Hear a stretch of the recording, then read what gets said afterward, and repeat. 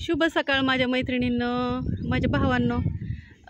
तर ना तुम्हाला मी आमच्या इथलं वातावरण दाखवते. आता मी वरती आलते तर म्हणता ना कशाला घालते, काय नाही मोटर चालू करायला गेलेत. हे काहीतरी फुटलंय वाटतं. आणि आमची विहीर कुठे आहे तुम्हाला सांगू का? लई लांब आहे. आणि पाणी किती आलंय आमच्या इथं, पाऊस किती झालाय ते पण दाखवते तुम्हाला.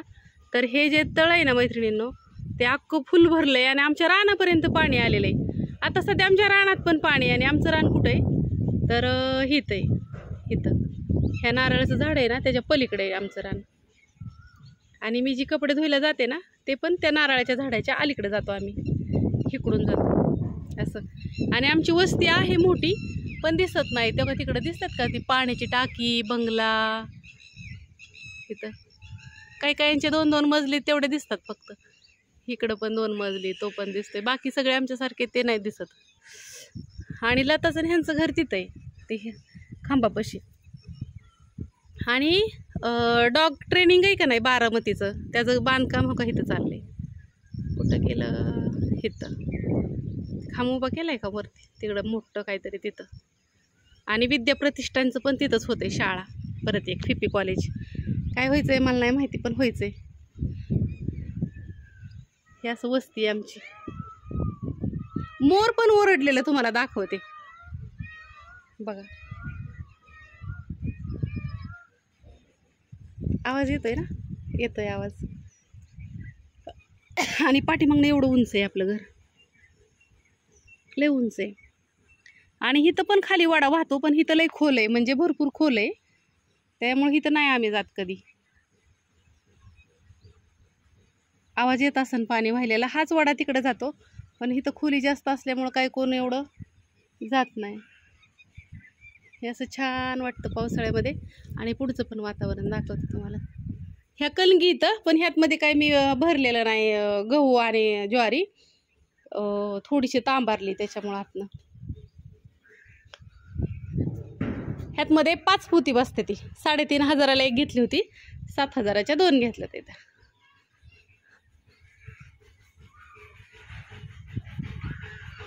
वैभव सर रडतात इथं. आणि हे आपलं पुढचं वातावरण. पाऊस झालाय आम्हाला काल भरपूर. तिकडं नानी ताईंचं काहीतरी चाललंय, मिरची पावडर भरायची.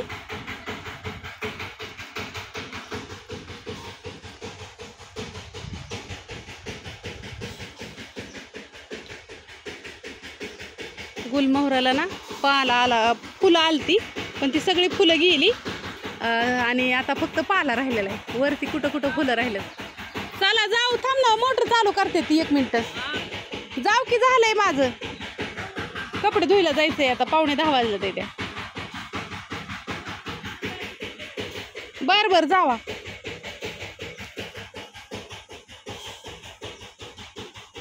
लिंबोळ्या किती पडल्यात मोनाच्या ह्यांच्या पत्र्यावर.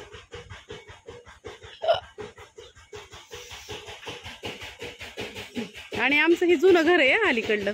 ते अलीकडली जी खोली ना, ते ही ते आमचं लग्न झाल्या आम्ही म्हणजे आमचे लग्न झाल्या हिथं मला दिलं तर आमच्या बापूंनी. ह्या असं एकंदरीत मोना चालली कपडे धुयला. मला पण जायचंय, पण ते मोटर चालू करते त्यामुळे मी थांबली आहे. छान कमेंट केले सगळ्या ताई साहेबांनी काल, की आका तू असं दाखवायचं थोडासा बाजूचा परिसर वगैरे वगैरे वगैरे. तर म्हणलं आता चला तुम्हाला दाखवावं कसं आहे ते. आणि परत कान टोचवून घेतला. काय झालं, पहिल्यांदा कान टोचवला मी ह्या, आणि पाठीमाग असं थोडंसं फोड आल्यासारखं झाला.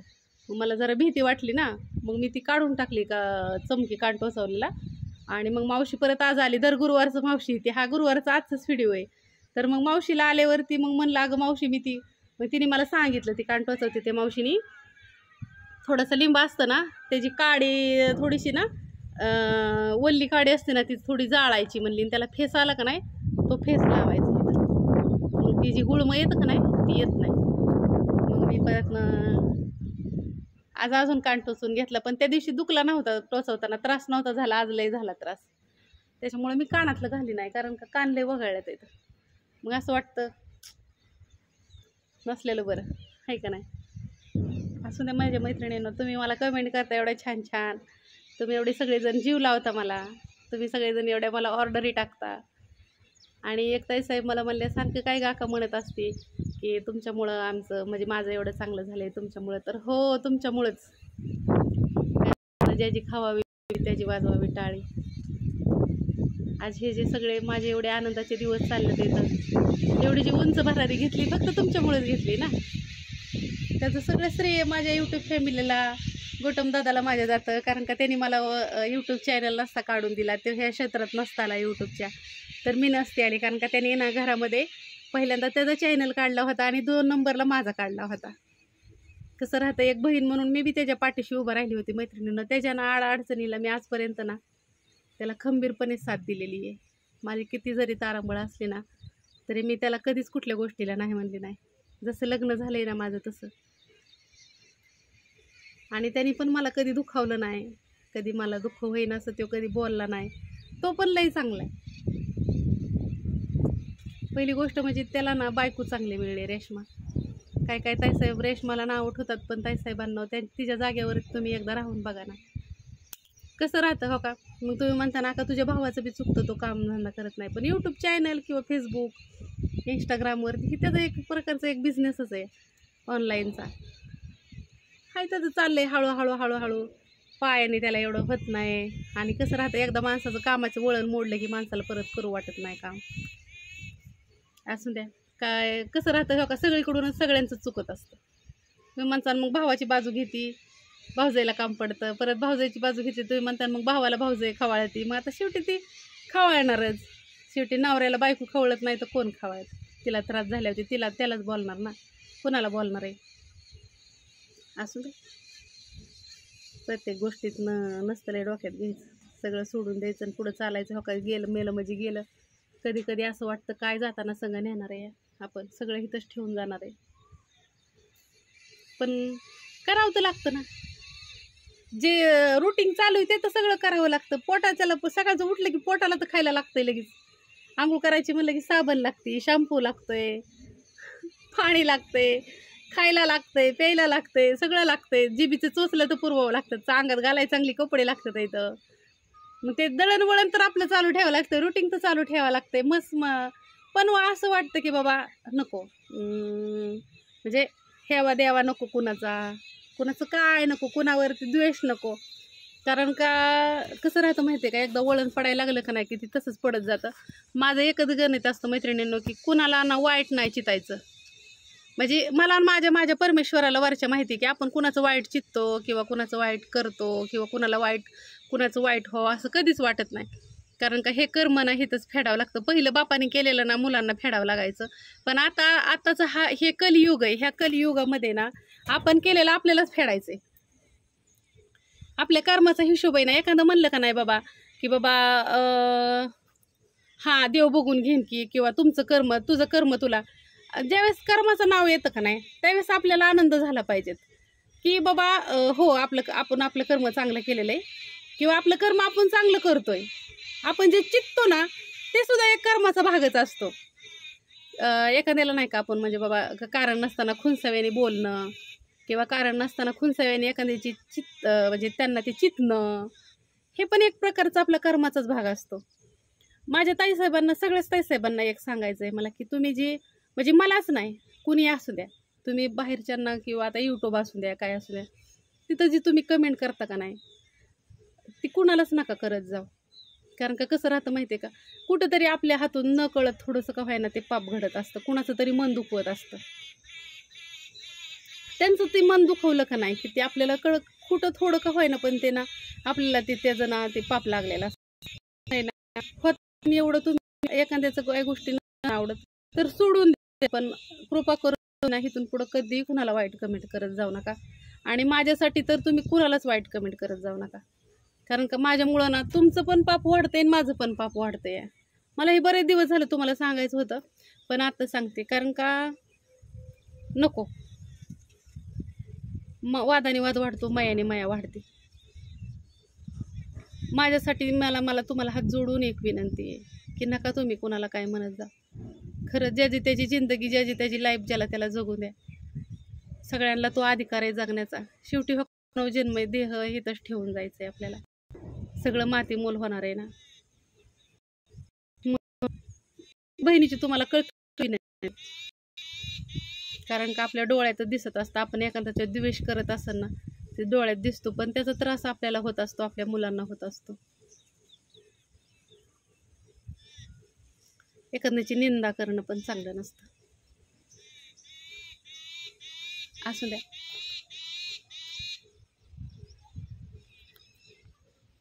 वादाने वाद वाढत असतो, मायाने माया वाढते. आपल्या शरीराला आपण वळण कसलं लावतो हे खूप महत्त्वाचं राहतं, कारण का ज्या गोष्टीपासून आपल्याला त्रास होईल ना त्या गोष्टी करायच्याच नाहीत. माझं काय असलं तर माझ्या चुकलं, मी तुमची मागते सगळ्यांची, पण तुमच्यामुळे मी आज उभं राहिले. एकदा तुमच्या मनापासून धन्यवाद. आणि कसं आहे का, मी सगळ्यांना आवडणं असं नाही, मी सगळ्यांना नाही आवडणार. काही ना आवडण, काय माझा रागराग करते, थोडीच मी देव सगळ्यांना आवडायला. आणि देव माणूस आपापल्या विचारच सेवा करत असतात देवाची. देव पण माणसं आपापल्या ह्याच्यानुसारच हे करत असतात ना, देवाला पण मानत असतात ना. हे जगात कोण आहे का असं की ती सगळ्यांना आवडलंय? कोण असतं, कुणी नाही कुणी असतं. आपल्याला मस्त वाटतं की बाबा आपण सगळ्यांना आवडावं, आपण तो प्रयत्न करत असतो, पण नाही, ती सगळ्यांपर्यंत नाही, सगळ्यांना नाही आपण आवडत. आणि दुसरी गोष्ट, सत्कर्म करत राहायचं, सत्कार्य करत राहायचं. जसं पेरण तसं उगवत असतं. तुम्ही ज्या गोष्टी पेरताय ना त्याच उगवत असतं. त्या माझ्याविषयी काय घडत असन, काय घडलं असन, जे घडतंय, जे घडणार आहे ते माझं केलं जन्मीचं कर्म असन, मला असं वाटतं. किंवा ह्या जन्मीचं माझं काय कर्म असन, कर्माचं फळ हिथंच फेडावं लागतं ना आपल्याला, का नाही? आपल्या हातून काहीच कळत न कळत काय घडत त्या माहीत नसतं.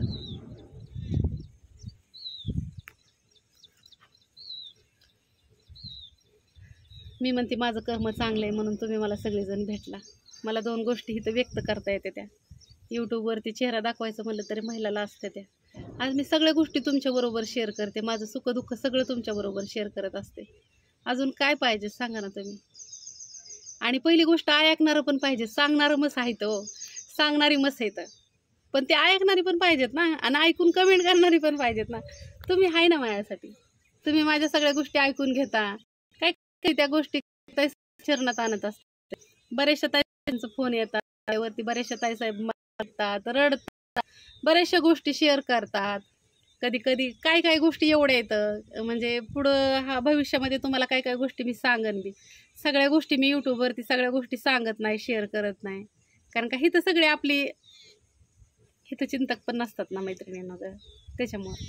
पण असू द्या, बघू आता. हिथं दिवस चांगलं चाललं, तर पुढचं दिवस कसं जातात कसं नाही. मला माझ्या आईबापूचं नाव आहे ना, मला त्यांचं डोकं त्यांना कधी खाली घालावं लागेल असं मला नाही कधी कुठल्या गोष्टी करायच्या, की माझ्या आईवडिलांना मान खाली घालावं लागेल आणि माझ्या आईवडिलांना वाटेल की आपल्या लिकीने काय, म्हणजे आपल्या लिक आपली बापू ताठ मानाने चाललं पाहिजे. बापू म्हणलं पाहिजे ही माझी मुलगी, माझी मनीषा आहे म्हणलं पाहिजेत. आणि खरंच माझं बापू लय चांगलं आहे, माझी आई बी लय चांगली आहे, आणि आमचं तात्या चांगलं आहे. असू द्या, बाय सगळ्यांना.